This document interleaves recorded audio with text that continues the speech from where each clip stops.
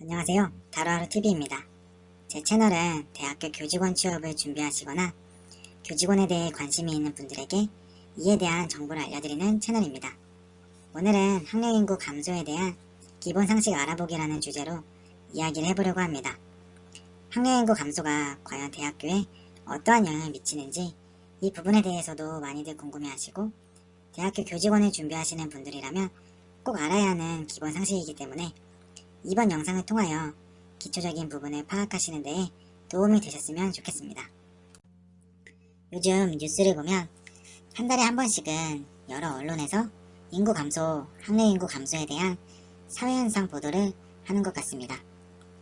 대학교 교직원 취업을 준비하시는 분들은 이 문제에 대해서 좀 더 관심을 가지고 언론에서 과연 어떻게 말했는지 특히 자세히 들어보시는 것이 좋습니다. 또한 학령인구 감소는 대학교 교직원 채용 면접에서 정말 자주 나오는 문제 중에 하나입니다. 최근 학생 수 감소 현상에 대해 어떻게 생각하세요? 학생 수 감소에 맞춰 대학은 어떤 준비를 해야 될까요? 대략 이런 종류의 질문이 면접에서 질문으로 나올 수 있다고 보시면 됩니다. 근데 이 질문에 정답은 있을까요? 정말 솔직하게 말해서 교육부와 대학교가 상호 만족할 수 있는 정답은 저도 잘 모르겠습니다. 학생 수가 현저하게 줄었다는 것은 명백한 사실이니까요. 그럼 어떻게 대답을 해야 할까요? 정답을 모른다고 해서 이건 답이 없는 문제라서 잘 모르겠습니다 라고 대답을 할 수는 없습니다.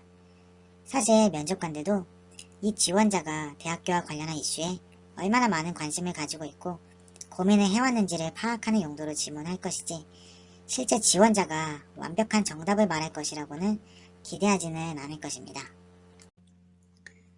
그래서 제가 왜 이렇게 학교들이 학생 수에 민감할 수밖에 없는지 아직 학교 행정 경력이 없는 분들의 눈높이에서 간단하게 기초 상식들을 소개해 보겠습니다.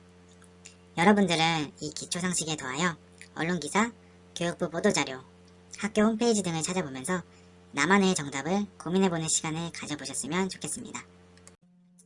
학령인구 감소로 인해 대학이 영향을 받는 요소 중 하나가 바로 등록금 수입 감소입니다.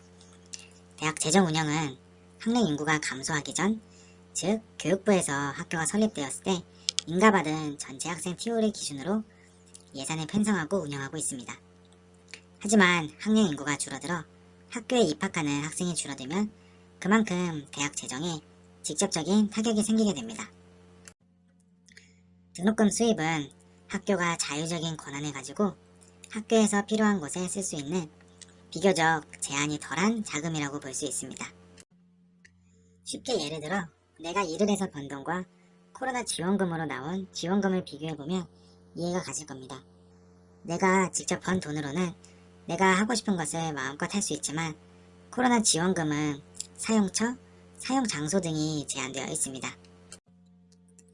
등록금도 오랫동안 인상 없이 유지되어 왔는데 학생 수가 감소하여 등록금 수입이 확보가 안되면 학교 재정에 가장 큰 비중을 차지하고 있는 재정이 줄어들기 때문에 대학들은 큰 타격을 받게 될 수밖에 없습니다.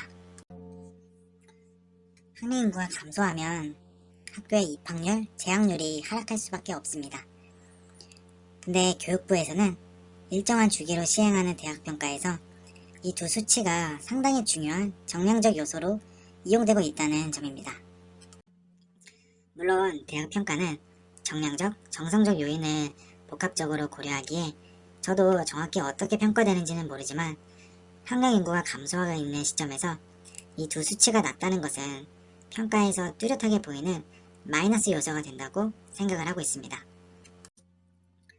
근데 정말 큰 문제는 만약 대학 평가에서 좋지 않은 결과를 받는다면 2021년 기준으로 예를 들어서 자유개선대학에 선정되지 못한다면 국가 지원 사업이 제한이 되고 학자금 대출, 국가 장학금 제한 등 엄청난 페널티를 부여한다는 것입니다. 최근에는 대학교가 자발적으로 학생 TO를 줄이면 지원금을 준다라는 기사를 본 적이 있습니다. 아무튼 이 부분은 교육부와 대학 간의 의견이 상충되기 때문에 새롭게 업데이트되는 내용을 계속 파악할 필요가 있다고 생각합니다. 이 밖에도 인재유치, 지역사회 경제에도 타격을 주는 등 학령 인구 감소로 인하여 파생되는 문제가 참 많습니다.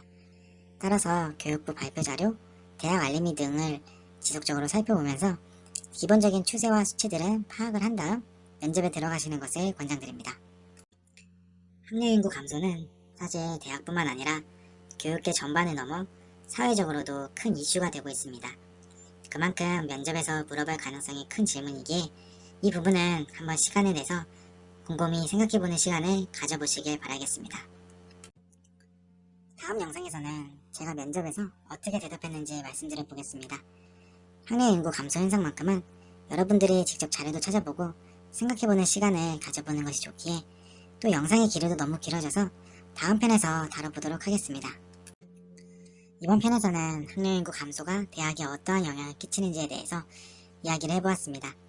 영상이 도움이 되셨다면 구독과 좋아요 꼭 한번 눌러주시고 매주 업데이트되는 위클리 업데이트도 놓치지 않으시길 바라겠습니다. 감사합니다.